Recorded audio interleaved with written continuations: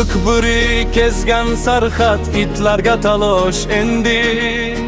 Ko'tarilgan bosh emas birgina quyosh endi. 3 kun so'kkan qizlarni topingani yosh endi. Turki elni shiddati singanga o'xshayotir. Turki elni shiddati singanga o'xshayotir.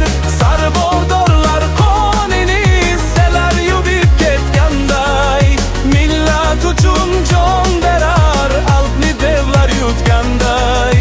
Ultom tozlar kun sanab eyvoh shuni kutganday, elni kuni nomarka qolganga o'xshayotir.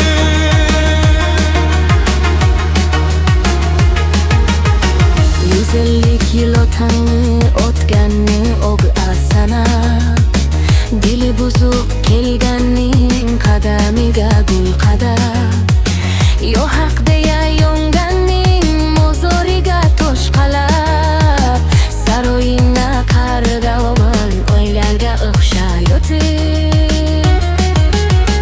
Eldan chiqib elidan irganganlar ko'ringay, o'z tarixini o'zgadan o'rganganlar ko'ringay. Bihujuru yu zaboni o'zgarganlar ko'ringay, o'z farzanding o'zingni sotganga o'xshayotir. Kechang zavorga to'ldi, hamma tosh o'tim bildi. Seni bor nasibangni beklaring kotib bildi. Bugundan ku ayrilding, ertangni sotib bildi. Yil kirsa tarmama yoging, o'shganga o'xshayotir. Burgut uchgan zovlarda kuzgunlar bozim etmoqda. Ildizingni kavshab on tungiz hazim etmoqda. Yo'lingni belgilashga yodlar yazim etmoqda. Qo'shiq butun qiliching singanga o'xshayotir. Kechagi yovqir nigoh bugun yerga qadalgan.